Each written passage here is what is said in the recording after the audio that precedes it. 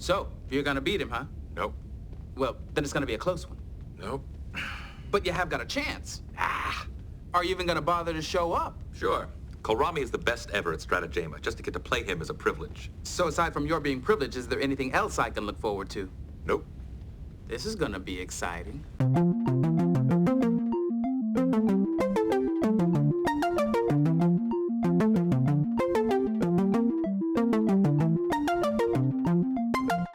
Hello everyone, welcome back to Fully Functional, a TNG podcast. I'm Maggie, joined by Jeff and Dory. Yo. Jeff and I are huge Star Trek nerds, and Dory is a Star Trek novice, and we are taking her on our first journey through Star Trek: The Next Generation. Before we get into today's episode, I just want to say that this will actually be the final episode that we are doing of Season 2. Because it is the final episode of Season 2. For all intents and purposes, this is the final episode. If you know anything about TNG, the final episode of Season 2, Shades of Grey, is a non-episode. Dory's still going to watch it. I'm probably still going to watch it. Jeff may or may not. And we'll bundle that into our recap episode, which will be our next episode coming up. So just to get that out of the way, this will be the finale before our recap episode for Season 2. So, the episode today is called Peak Performance, and the original air date is July 8th, 1989, and we'll hand it over to Dory for the recap. Okay, so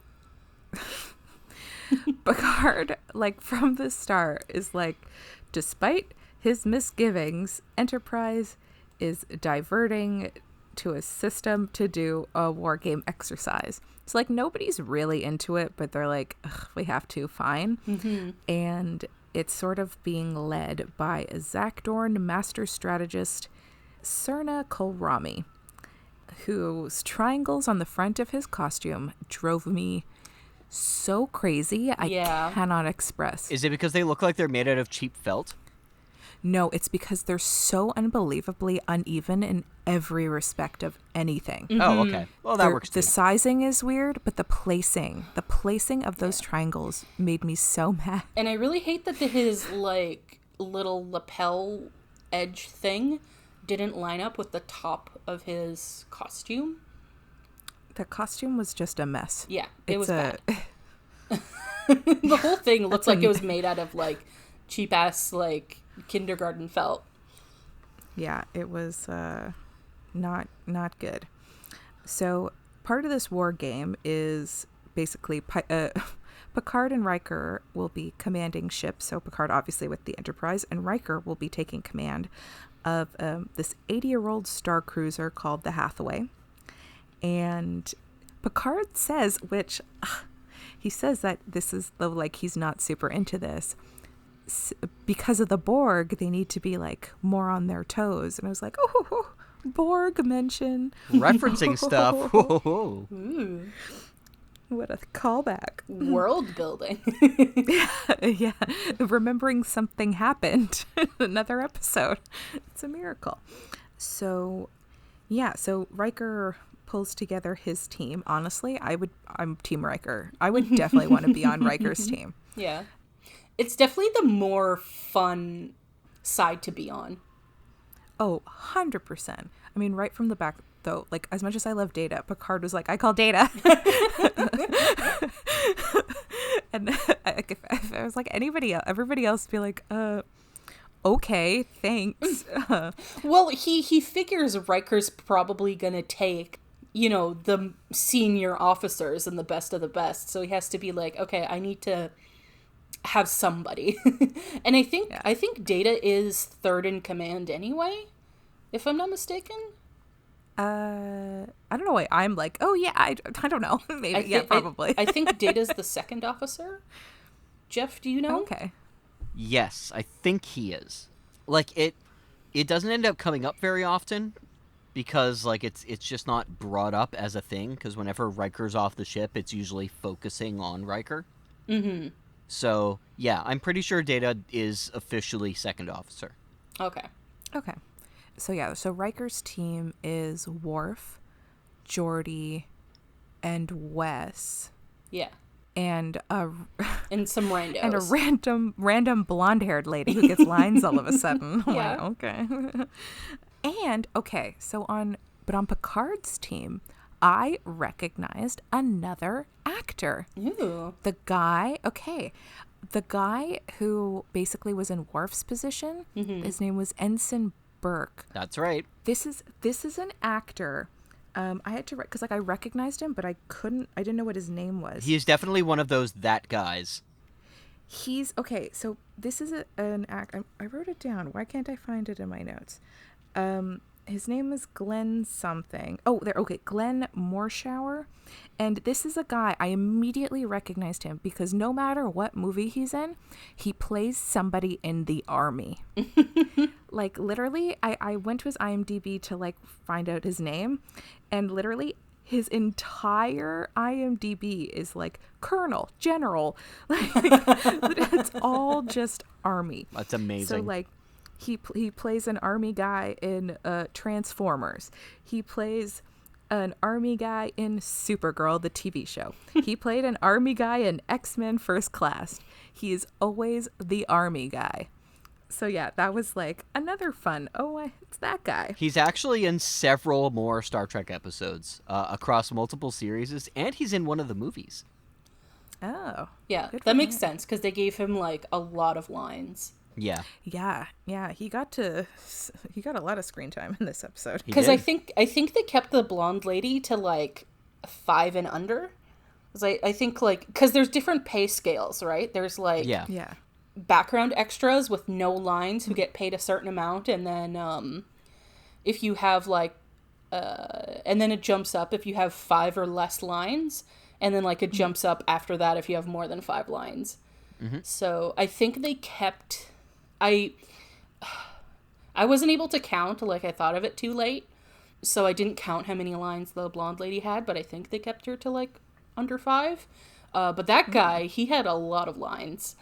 So yeah. they paid him like, you know, full salary or whatever. A nice chunk of change, if you will. Yeah.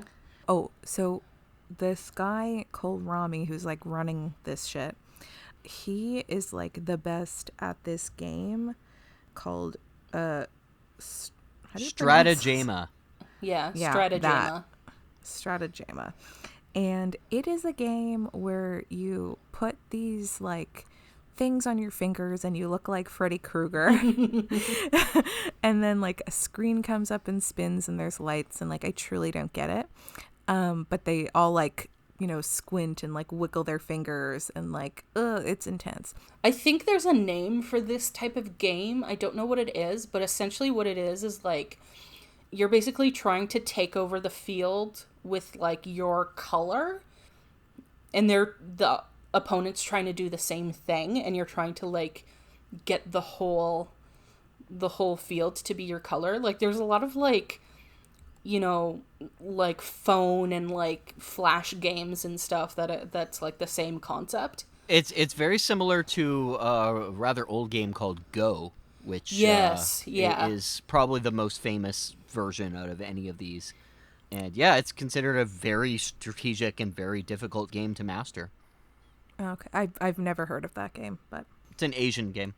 Yeah. If you look at it, it like, it's always like reminiscent of like, it's nothing like Chinese checkers, but it always like, the pieces kind of remind me of each other, sort of.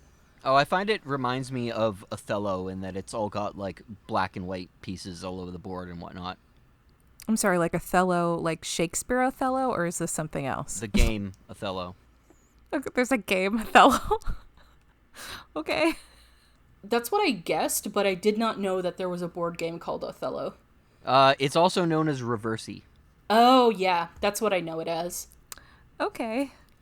Yeah. So basically, it's like, it's something like if you're able to grab a certain point, you get to fill in all the shit back of it with your shit, and like there's ways that they can like get some of your shit and take it over. Like whatever. It it doesn't matter. Either way, it's like a digital version of Go basically.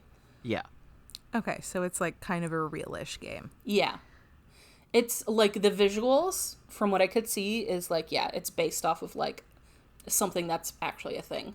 Yeah, it's a real game Okay. in the same way that the 3D chess in Star Trek was a real thing, in that it's like, well, it is based on a real game, but we just never came up with rules.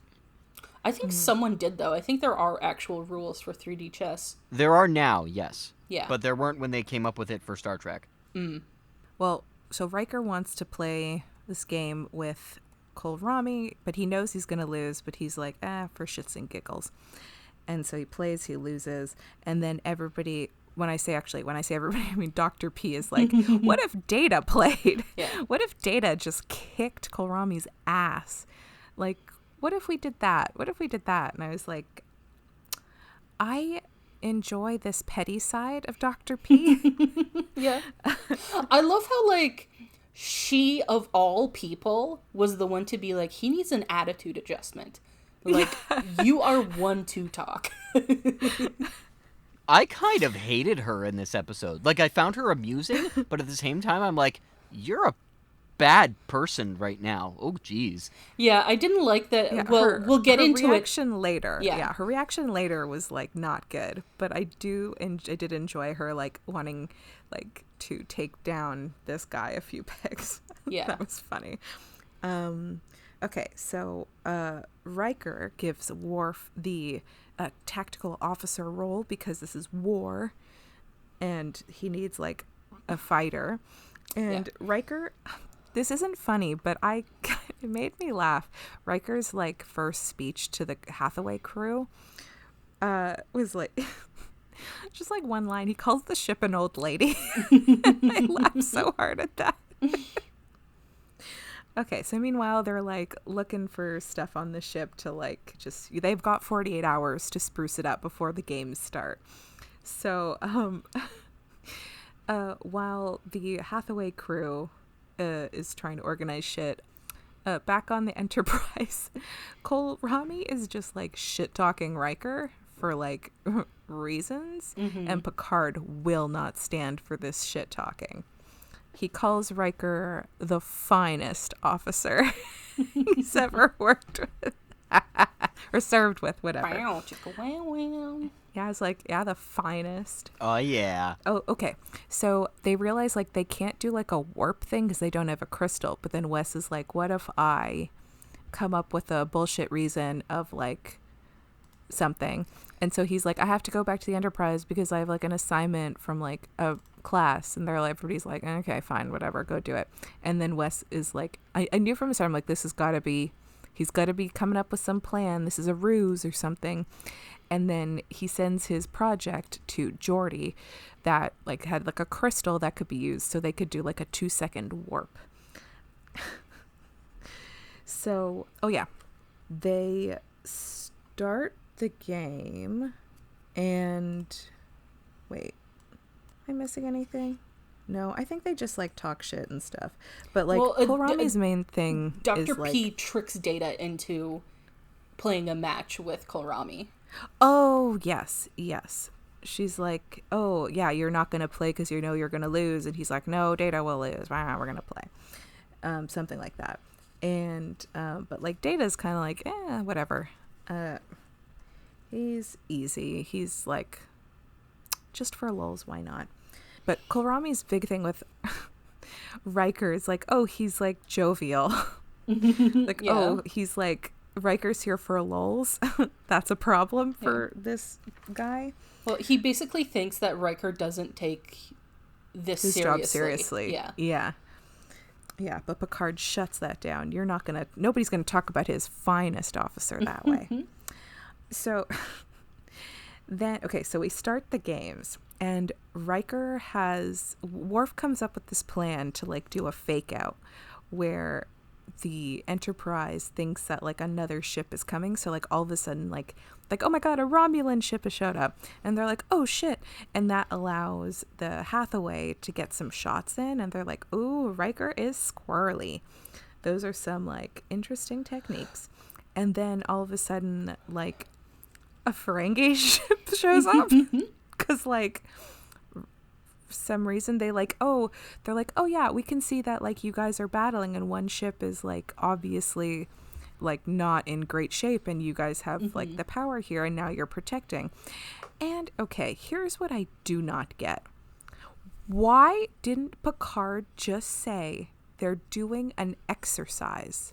That's what Because I've they always come wondered. up, because they come up, he's like, he will not say that. They think, like, the Frankie's like, okay, so there's obviously, like, something, you were battling, but then we showed up, so you blocked us. So there's obviously something, like, important and, like, valuable in the Hathaway. And I'm like, no, why don't you? And so they're like, you have, like, 10 minutes to discuss, and, like, we're going to battle and shit. And I'm like, why doesn't... They're not doing anything wrong. Why would you not just say, we're doing a war exercise? And that's it. Like what is this? Was this supposed to be secret? Like, I can't imagine it would be. They had the guy on board. Yeah, the only thing I can think of is, like, he doesn't, like, want to give away that they're weakened at the moment. Like, or he thinks, like, that they're just gonna not believe him, but it's like... Well, just tell them, and if they don't believe you, they don't believe you. Yeah, because, like, they could... I don't think they would have... Like, I think, honestly, if... Like, because the only reason they showed up is because they saw there was, like, an unfair fight, and they're obviously trying to attack the Hathaway, so they think there's something important. Therefore, like, if Picard just was like, no, this is a thing, they would have been like, oh, so there's, like, nothing in there or something? And they're like, no, it's just... we're bad. Like, it's a training exercise. Yeah, it truly made no sense to me. And then there's also, like, all this tension made, like, no sense.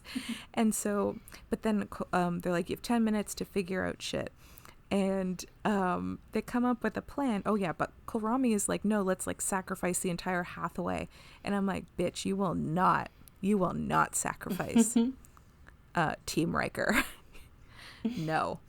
And yeah, so they decide to come up with basically the sort of ruse that they did with the Enterprise, where, like, Worf projected another ship. Oh wait, no. The Enterprise, like, shot at the Hathaway, and then they, like, warped for 2 seconds, and then had, like, projected so that it looked... another ship. So, like, it looked like another ship was showing up, and they were like, oh shit, somebody else is here. We better jet right now. Yeah, they basically, they shot at the Hathaway, and the Hathaway, like, jumped to warp so that it looked like they blew up the ship. It blew up, yeah. And then they made the, they did the trick where another ship was showing up so that they'd back off. To be like, oh, yeah. Okay, they have backup coming, so we should leave. Actually, not entirely sure how they did that trick, because the way that Worf did it for the Enterprise was by knowing the codes. Yeah, I've always thought of that. And, like, how did he do that? Like, this episode has some plot holes. Yeah. I mean, also in the shot, it looks like the ship's still there even after it was shot. So, like, I don't even... Like, there was a little explosion, whatever, but the ship's still there. No, it's gone after the explosion dies away. Oh, I don't remember that. Yeah. I could show you the screenshots. No, I believe you. I just didn't remember. Yeah. So, like, after all this, Data does a rematch with what's-his-face, Kulrami, because after the first one, since he lost, he's, like, railed down in the dumps about himself, and he thinks that, like, there's something that might be defective about him. Like, if there's vulnerability that he couldn't win the game, then there's obviously something wrong with him. And because of that, so, like, Troy comes in and is like, no, like, this is just part of, like, keeping human. It's like you lose and it's okay, you can learn from your mistakes. And but Data's, like, not interested. And then, like, Dr. P comes in, is like, you're overreacting. I'm like, you put him in this situation. Yeah. He was, like, doing this to appease you, basically. And basically, so he, like, Data won't go to the bridge. And so then Picard just seems kind of, like, over everything at this point, because Dr. P and Troy go to him and it's like, hey, this is why Data's not here and we need you to talk to him. And he's like, you guys are overreacting. And I'm like, no, okay, I don't think they're overreacting. Yeah. Because the thing is, what would have been done if they didn't say anything?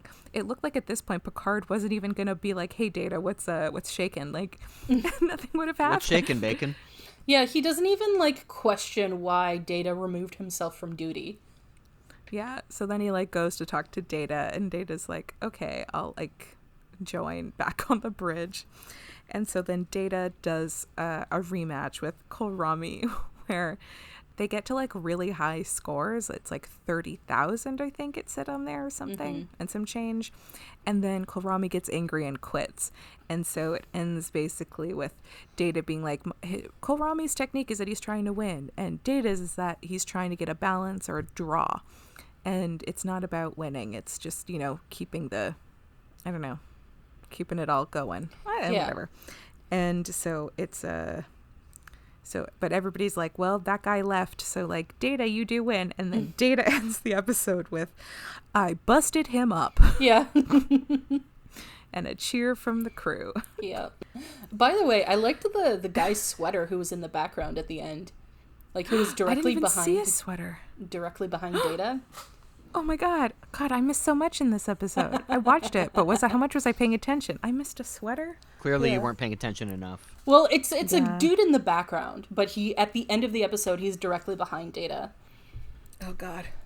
He has like a white sweater with like cosmic print on it and stuff. I don't know about you, but I always quite enjoy this episode. Yeah, I quite liked it. I really enjoyed them, like the brief time we had where they actually got to fight each other. Yes, that was very well done.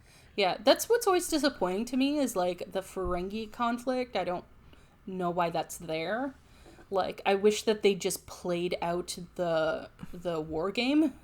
Because they need to remind you that the Ferengi exist and that they're bad guys. I guess maybe they just couldn't come up with a good conclusion to that situation. Like, they didn't want Riker or Picard to lose. I think that's probably what it was. Yeah. Mm-hmm. But also, that was Armin Shimmerman playing a Ferengi again. Yeah, I noticed that. Yeah. I am surprised with how different they can make him. But his voice always gives it away, but for me also, and this is going to sound totally weird, but the way his mouth moves always gives it away to me. Yeah. Because the way, when he talks, the way the corners of his mouth, like, go inward is very unique. I don't know how to explain it, but, like... No, I get it. Yeah. This is also, I think this is the first time that the Ferengi uniforms have now been redesigned, so now they look a lot... well, now you get your clear look at the future of Ferengi fashion, which begins here and definitely becomes more interesting as it goes forward. Mm-hmm. I thought that they balanced both the sort of A and B stories really well. I think so too. I like, you have all the stuff that's going on Riker's side, and then you have the stuff with Data on the Enterprise side of things. Yes. And then there's like a mini C plot with like Kohlrami hating Riker, like Kohlrami like not liking Riker, but which it worked into the rest of it very well. Yes, and one thing I will say about the Ferengi shit at the end is that everything that was brought up in the episode was used. Yes. Yeah, and it all wrapped up nicely. Which is great. Like, it feels like an end of the season episode, even though it's not quite the last episode of the season. Mm-hmm. But it has that, like, oh, we're wrapping up our story this season kind of, like, tone to it. Yeah, it's getting closer to what we think of as a, like, season finale. I think it might have just been, like, the editing and the way that the crescendo went at the end of the music, that it felt a little bit more season ending, or maybe that was just my interpretation of it. I don't know, but either way, this episode did real well.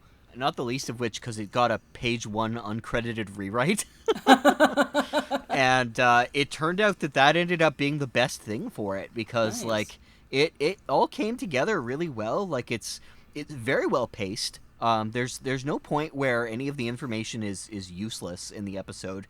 Even parts of the episode that are like a little bit of downtime, they're great character moments that do still further the plot. Like it is a plot heavy episode. It's not really meant to be a character based episode. Data's the only one who really gets like an actual character development portion of it.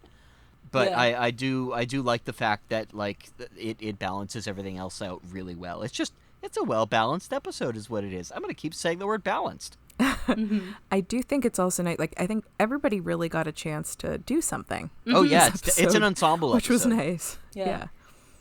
Yeah. I like when they do shit together. I think that's why I liked it so much. It Yeah. just, Yeah, everyone kind of got like you said, Dory, everyone got a chance to do something.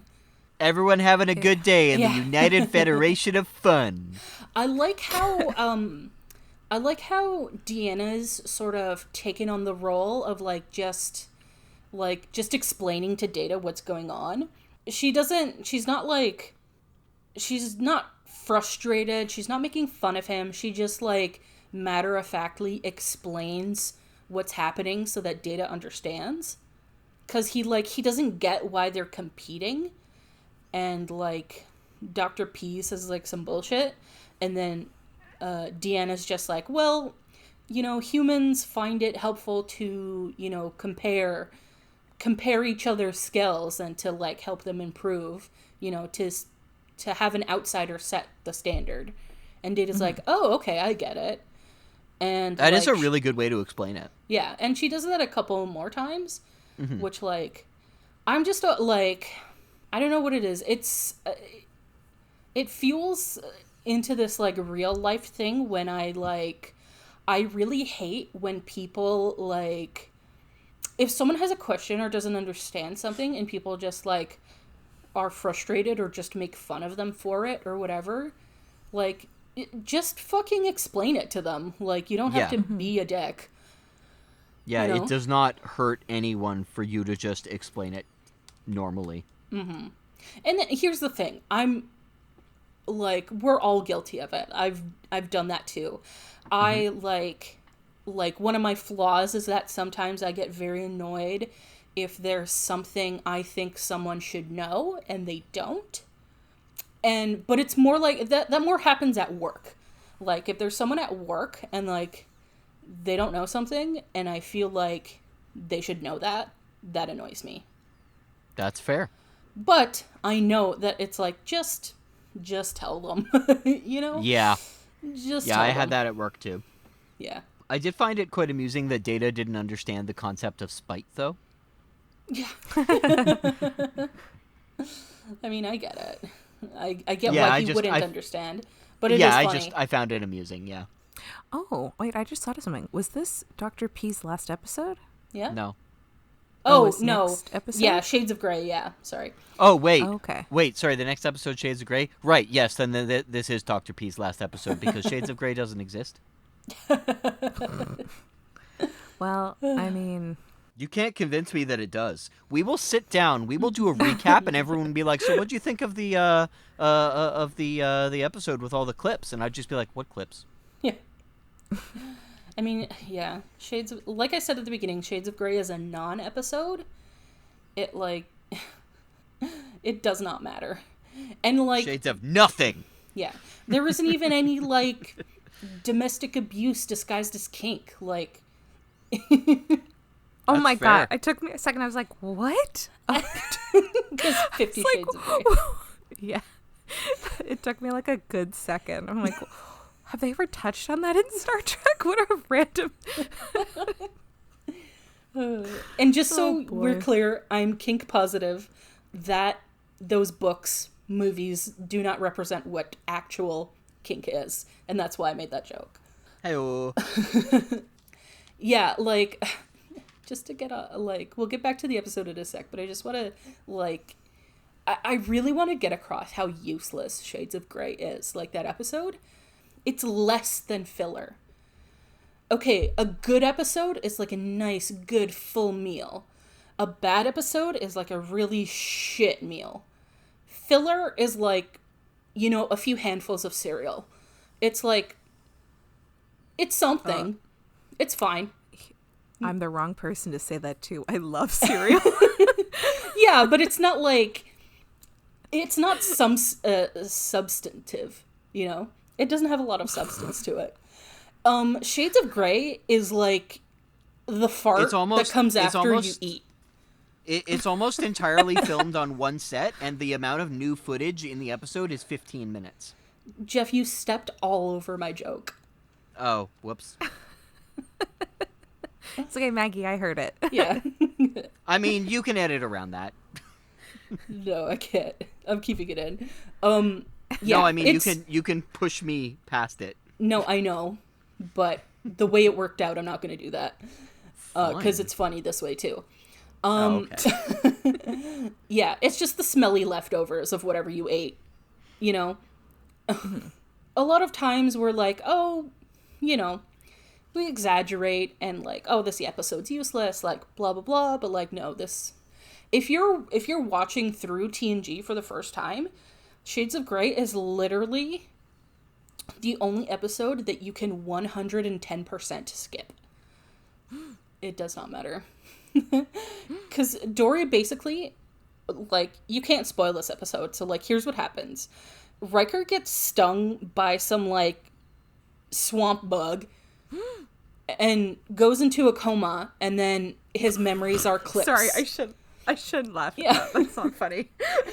But yeah, he gets bit by like some swamp bug, goes into a coma, and then all his memories are like clips from previous episodes. And occasionally we get an interjection of like, oh, I wonder what he's thinking. And then they cure him and he wakes up. The end. Okay, here's a question. I mean, I know I'll get the answer when I watch it. Are his, like, things that he imagines, or like his remembers or whatever in his thing, are they only clips that he's included in? No, not entirely. I'm not entirely sure. They're mostly clips that he's there. Because, like, if there's clips where he's not there, how is he how is he seeing this? That doesn't... well, I'll find out. Yeah. Okay, we already established in the first episode of TNG that there is something recording what is happening on every part of the ship at any point in time. I forgot about the audio, the AV Club. And Riker has been known to be ordered to review this. Yeah, Riker watches the dailies. Yeah, he checks in with the AV Club every single day. This is canon, guys. Come on. So, okay, to get back to this current episode, that's a little Shades of Grey sidetrack. At the beginning, I kind of find it annoying that Picard and Riker, like, don't see a point to this exercise. Yeah, I agree. Just because, like, I fundamentally disagree.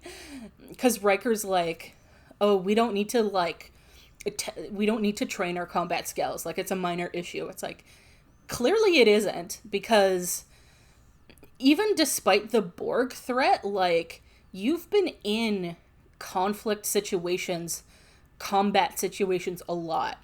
You specifically have, like, a tactical team, tactical department and stuff like that. And you have weapons and, like, all this stuff. Like, they're still trying to sell that Starfleet isn't a military, but, like... I mean, Picard says it. He goes, Yeah. Starfleet's not a military organization. Its purpose is exploration. Okay. Okay, but... But, like, why do you have, like, photon torpedoes and like, a military structure and all that? Okay, like, I can play devil's advocate for this. Okay. I think I have a reasonably good position that they would accept. So here's the thing, okay?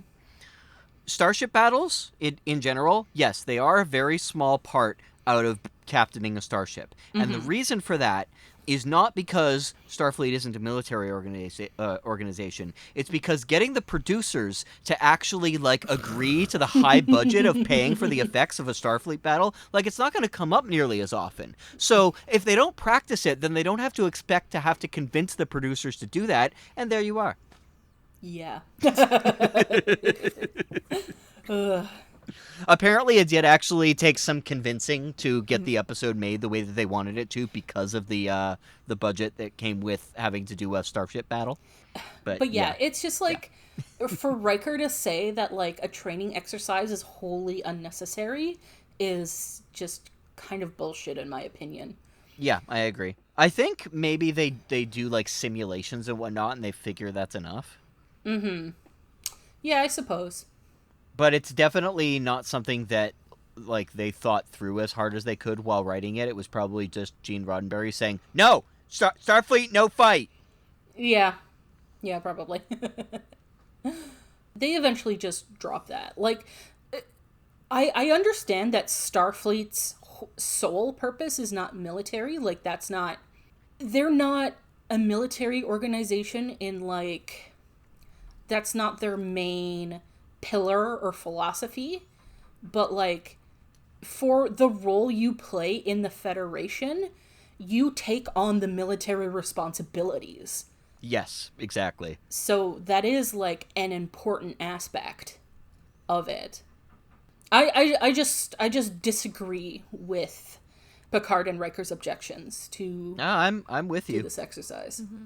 I did like the fact that once Riker got put in the captain's chair, though, he was very Daddy Riker, and that is something I appreciated seeing very much. He is incredibly charming in this episode specifically. Oh, yeah. And he wears command in this episode real well, which is great because there's other instances in the future where we see him in command where he isn't quite this jovial, and it's great to see him in, like, a younger position, really, like, taking it on as well as he does here. So I really appreciated that. And this is definitely one of those points of Riker's personality that, while they don't always lean into it, depends on who's writing the episode, when they do leaning onto it this way, I tend to enjoy it a lot more.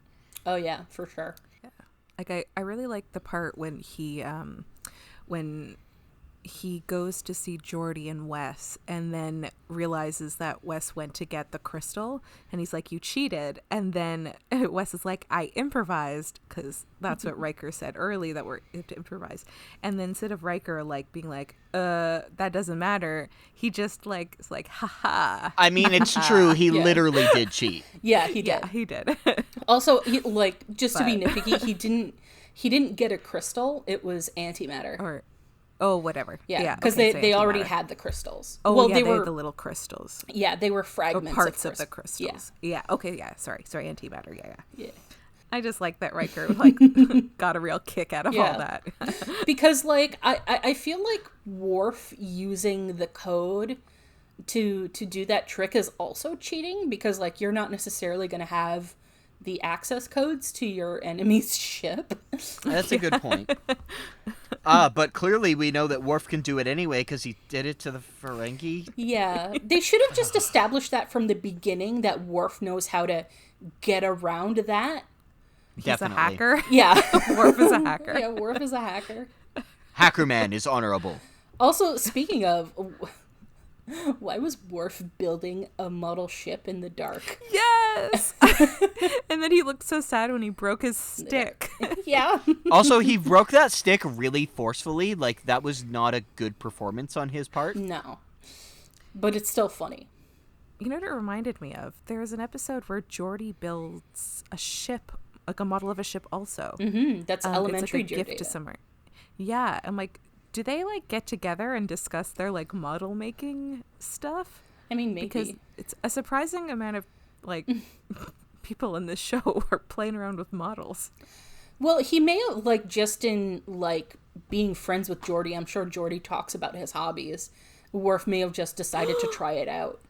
Oh my god! So oh god, to be there for that conversation of Worf being like, if I were to start my own model, Geordi, how would one go about doing that? And Geordi being all excited and being like, let me show you, Worf. Also, that's adorable. I love when, so it's really funny because he breaks the little piece of a ship and at the exact same time, Riker buzzes his door and he's like, come in. Riker's like, am I disturbing you? And he's like, no. And he takes all the shit and just sweeps it into a drawer. But I noticed that, the drawer is to, one of those shitty metal desks. And, just see the seams of, the futuristic shit. It was just so sad to just, clear the whole table just into this drawer that's basically the equivalent of a garbage can. Yeah. I that's basically, the intent is, he's just shoving it all in the garbage. But, garbage cans are apparently not a thing in the future. Yeah, they don't exist. Yeah. Also, okay, this is way random, but isn't there only one bathroom on the Enterprise? According to the schematics, yes. Yeah. I'm sorry, what? Yeah. If you look at the schematics of the ship, there's exactly one bathroom. But isn't there like 1,000? They Dory, say like 1,000 Dory. people. To be perfectly fair, bodily functions are never referred to in Star Trek. Yeah. It's just kind of like an in-joke. So, like, it's not like canonically on the show there's only one bathroom. It's they put out a series of, like, here's the schematics of the ship as like kind of a fan thing, and the joke is there's only one bathroom on the ship because you never actually see one. Yeah. I guess they've eradicated IBS at this point. Yeah. Yeah. Or they have like, okay, what if everyone has like sort of what I will call a future diaper, where the waste, they have like this mobile transporter on them and their waste is just transported out into space. Oh my God. No, wait. Hold the phone. Hold. Riker has an ensuite bathroom because in the few episodes ago, he brings in what's-her-face and she's like, I need to clean my feet. And she's in the hallway, like she's in the doorway of his bathroom. True. But we don't know if there's a toilet in there. Yeah, but that doesn't mean the shitter's in there. Yeah. It could just be a He sink. just has a shower. Yeah. Yeah. That's actually Well- a thing. Yeah. Well, or maybe just shits on the floor.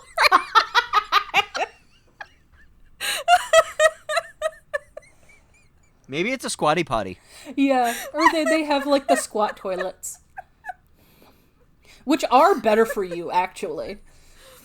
Because it makes everything line up properly. Yeah. Well, I mean, like, that's also how women were, like, initially supposed to give birth. The only reason they give birth the way they are is because some king was like, I want to see it. And it's like, that's really invasive. Yeah. Although I think they do that less and less. I don't think they do birthing on like a flat bed so much anymore.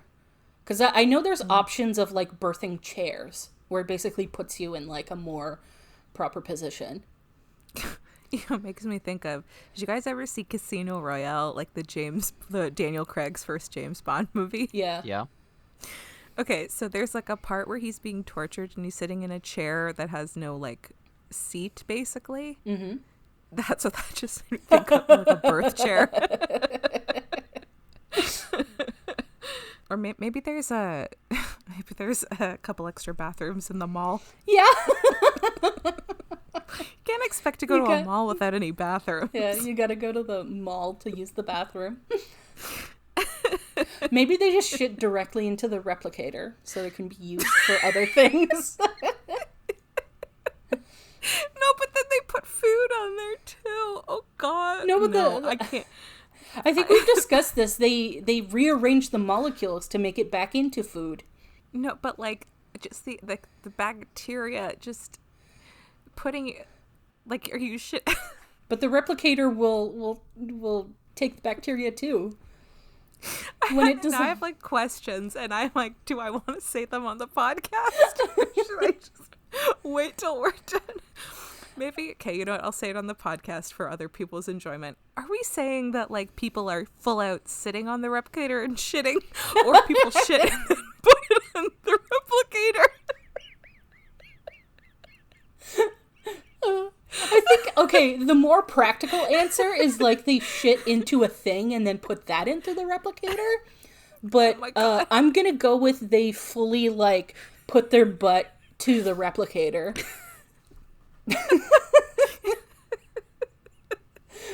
Oh God. Oh Yeah. man. I'm sorry, this has really gone off the rails.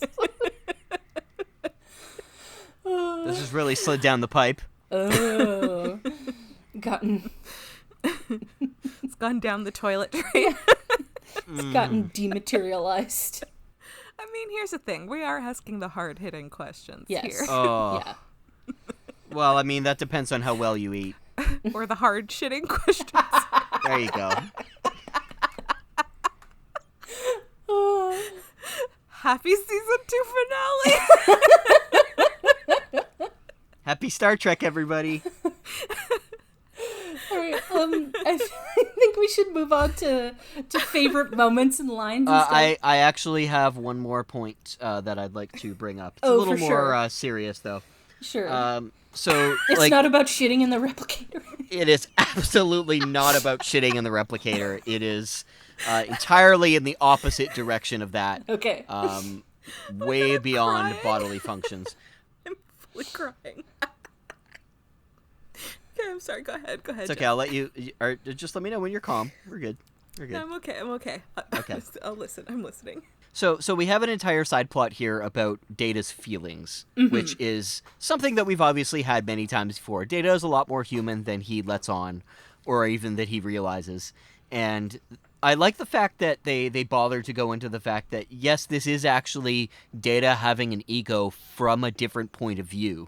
Mm-hmm. And I really appreciated that they managed to approach that in a way that actually, it makes sense that he's not actually having an emotional response to it, but this is the entire logical side of going through something like that. And I really appreciated that. And there's actually a meme that has gone around a bunch of times. Oh, okay, it's not really a meme, it's just a screenshot of Picard's speech that convinces him at the end of it is possible to commit no mistakes and still lose. That is not a weakness. That is life.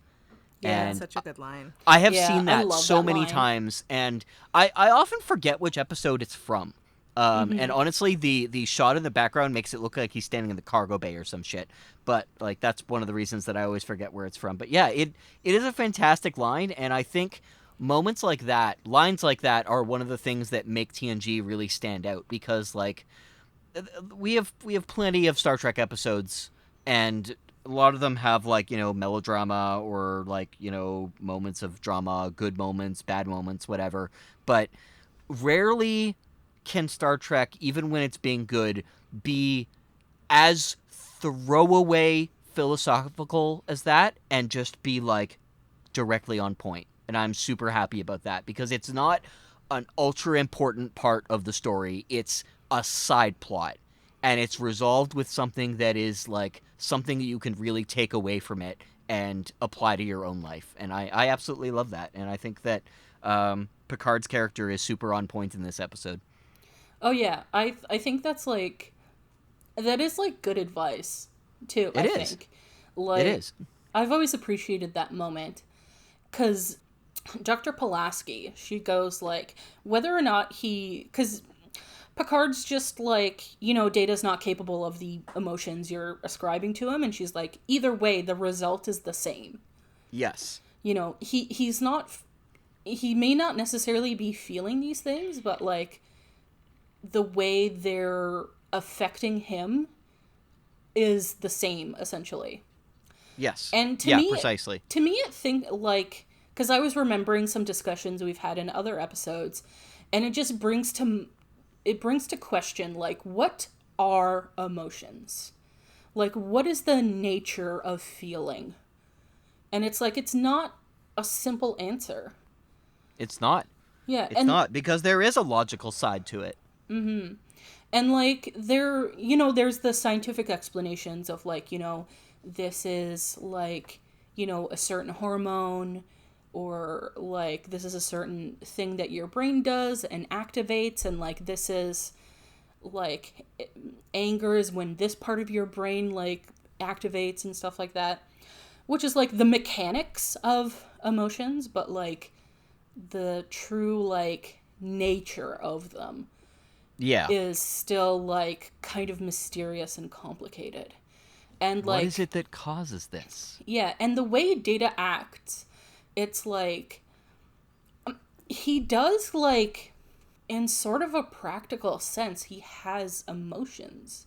He may not have like as many or express them in the same way, and he may not like have the physical mechanics of emotions, but he is experiencing feelings in a way. He experiences friendship. He experiences the kinds of bonds that he creates with people through that friendship. And we've seen him experience sentimentality regarding that. Yeah, sentimentality. In this episode, we witness him experiencing self-doubt. And all that stuff. So it really like I don't think that Star Trek ever gets into this specific conversation of like what what is the nature of emotion. I don't think it does either. Yeah.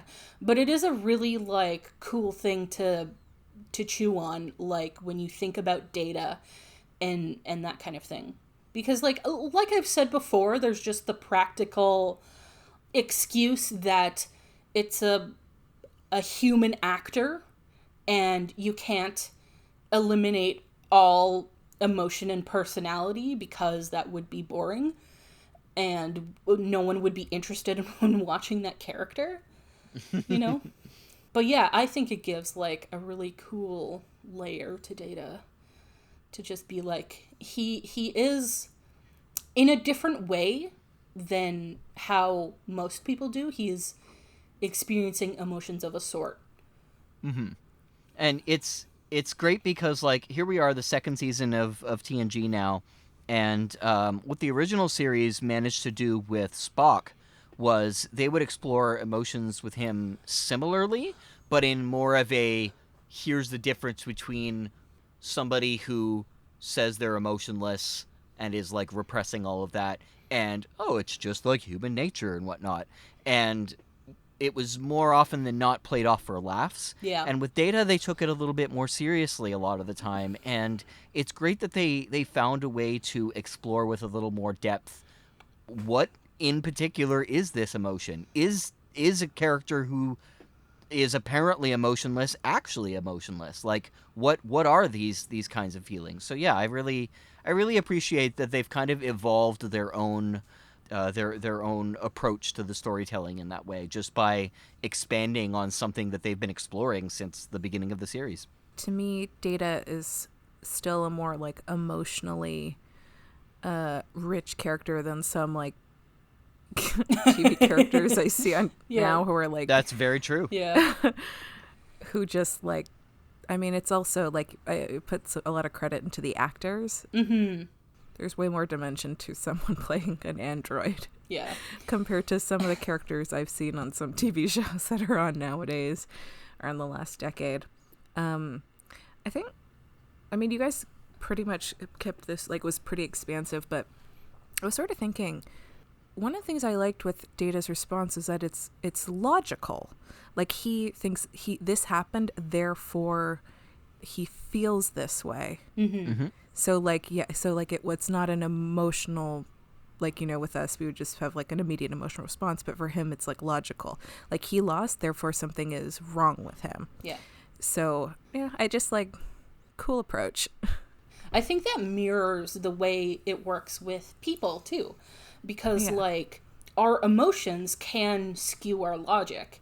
And Absolutely. It can be, like, someone could be acting in a certain way, and to them, it is logical, even though when you really analyze it, it's not. And what I was going to bring up, too, is, like, so with Spock and stuff, because Vulcans are actively repressing their emotions. Like, that's their deal. Yeah. Is they repress their emotions. And that's different from someone who does not have them. That's right. Mm-hmm. And I was going to bring up how this is, again, an example of how this can be relatable and parallel sort of autistic people, which, and I don't mean to say that autistic people don't have emotions. They very do. And I don't want to, I'm not an authority on autistic people or anything like that. I'm just going off of what I've learned, what I've, listened to autistic people say and that kind of stuff. So please don't take my word with authority. This is just going off of what I've learned in an academic sense. And, like, to me, this is an example of how they tend to not... it's different for everybody, but they typically do not display emotions in the way that we're used to. They don't express them. Yeah, they don't express emotions in the way most neurotypical people are used to. That's why people sometimes view them as very volatile and stuff, because neurotypical people typically cannot see when they're telegraphing, like, that they're upset or anything, and then it just gets to a point where they're, like, so upset that it just, like, explodes, right? but because we didn't recognize the buildup. So I think that's a similar thing for Data, where Data is expressing these feelings in a different way, right? But I think that's a really good, like, sort of lesson that you can still treat someone with empathy, and that someone who you may think is emotionless actually has this really complex inner life, you know? They actually are, like, they feel certain ways about things, you know? Even if they're not showing you. That's my deal, I guess. I don't know if I had, like, a point to it. I just think it's, like, because I know that, like, autistic people really relate to, like, Data and Spock and stuff. I think it's a good thought process. Yeah, because of those aspects to them, where they are, like, they tend to be a little more literal. They don't telegraph their emotions, you know. They're a little less, they don't engage in sort of the weird, unwritten social, you know, do-si-do that we neurotypical people do with each other, you know? So I just wanted to point that out because I think it's like an interesting thing, and that I think it's a good thing to maybe try to, like, when you watch characters like Data in that, and try to internalize that and apply that to real people. I wonder if that actually has a lot to do with why, like, the kind of stereotype of, like, nerdy communities as, like, you know, the awkward, you know, kind of socially not well-adjusted kinds of people. Those kinds of, like, nerdy communities, people that were into, like, sci-fi and things like that, they didn't really exist as much prior to, say, the 1960s or so. That we didn't really have the same cut, because that was something that was born out of, like, the nuclear age, really. The classes were different before that. Like, there were awkward people, but they gravitated towards different things. And it's interesting that a lot of those people did end up gravitating towards things like Star Trek, where there was this representation of lots of different kinds of people, even if it wasn't entirely intentional. Like, I know that Spock's representation definitely was not intended to be about, you know, people that did not completely fit in society. But it ended up gravitating with those people really well, and same with Data. And we've had other characters since then in Star Trek that also people really gravitate towards. There was a really big popularity with Ensign Tilly in in Discovery, for the very same reason. And it's really great that they've managed to keep this thing going and come up with, like, a different way of exploring it in every series that they've introduced something like that in. And it's kind of a more positive example of intention versus impact. Yes. Or intent versus impact. Where a character is intended a certain way, but then people see this other thing to it, you know? And I think it's also part of a lot of people sort of misunderstand what media, how do you say? They misunderstand, like, how analyzing media and symbolism works, or, like, they don't understand, like, the purpose of it, where it's like a lot of people it's because of the way we're taught in school. A lot of people think that there's a right and wrong answer to symbolism in art and media, where it's like there's certainly the author's intention of what that symbolism is for, but people can often read very different things into that, and none of that is necessarily, like, wrong, you know? Right. Just because you saw something that maybe the author didn't intend doesn't mean it's not there, you know? It could have been, like, a subconscious thing that the author put in, like, they didn't realize that's what they were saying with it. It could have been, like, not that at all, but you just, like, discovered a new way to interpret it. And, like, none of that is wrong, you know? Well, to be perfectly fair, I am still gonna mock, like, fascies who watch something like Starship Troopers and are like, yeah, this is saying I'm the good guy. Yeah. Yeah. Maybe sometimes there is a right and wrong answer. And I think what it is there isn't always a right answer, but there is a wrong answer. Yeah. You could make an argument, like in the case of Starship Troopers and stuff like that, that they're trying to mock this, but they are unintentionally glorifying what they're trying to criticize. And Yeah, I guess you it's could like how argue you it. have to do satire in a certain way in order to Right. just... If you're making fun of something, you have to do it in a way where you're not just doing the thing. You know? Comedy's Oh. a fine line, yes. Like the producers. Yeah. Yes. Yeah. That's what I chime in with. Yeah. The you. producers. No, the The aristocrats. aristocrats. No, but like, I think you're right. Yeah. Yeah, like there's a lot of examples of satire that just misses the mark, and it's like, okay, now you're just glorifying the thing, or you're encouraging the thing. Yeah, the Joker. Yeah. Like, there's a lot of South Park stuff, which, like, I used to be really into South Park, and, like, I still like some episodes, and I think it did have some good messages and stuff like that, but a lot of times they were trying to make fun of something, but they were trying to make fun Doing of... it. Yeah, they were trying to make fun of an offensive thing, but they missed the mark and just were being offensive. Yep. You know? And side note, the biggest problem with South Park is that it encourages apathy. Yes. Not having a stance. Yeah. I honestly, like, as I grow older, sometimes I just, like, I feel more and more that satire is pointless because it always seems like everybody misses the point. Yeah, too many people take it seriously. Yeah, like Goodfellas or Breaking Bad or Rick and Morty or any of that thing, it's like there are so many people that just missed the fucking point. And it's like, you aren't actually supposed to idolize, like, the characters that are in these movies. Like, The Joker. yeah. But I think that's kind of just that's just a symptom of the way that people ingest media. Like there's no way around that. Even when you don't do satire, you're gonna get people that are liking something or idolizing something for the wrong reason.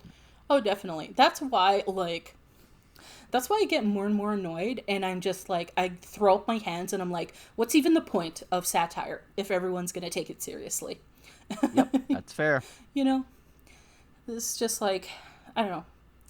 Because, like, I feel like I can watch and appreciate, like, a protagonist who was a terrible person and not, like, Want to be them. not want to be them and not think that what they're doing is good.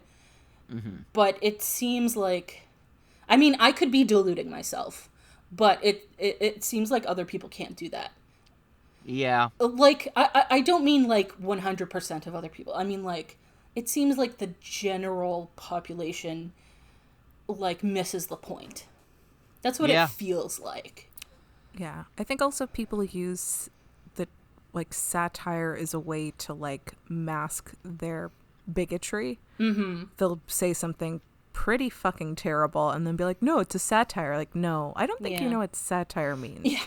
So we have a lot of dumb people out there who Yeah. misunderstand what these terms are and just use them, or they just don't get it. Yeah. It's Schrodinger's Stay joke. home. Yeah, just like stay home, stop watching shit. Yeah. It's Schrodinger's joke. It's like,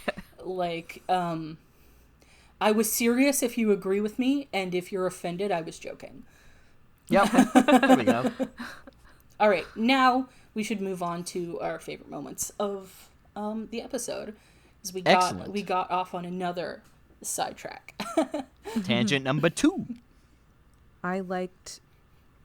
Oh, Worf had a nice line. He goes, if there's nothing to lose, no sacrifice, then there is nothing to gain. It's like, wow, Worf. Poignant. I liked when Riker was like, I'll take Wes. And Picard, literally, the expression on his face was like, take him. And then Kohlrami Wesley, is like, the boy. Yeah. Sorry, saw I have those- to interrupt. I really, really need to go to the bathroom, so I'll be right back. Gross. And the shit starts coming, and they won't stop coming, and they won't stop coming, and they won't stop coming. I mean, I just don't like the fact that they just kind of kept trying to push Bucky as a character, because, like, he's not an interesting character. I don't give a shit about him. it's people like sad boys. I'm sorry. I thought I could hold off till the end, but I just couldn't.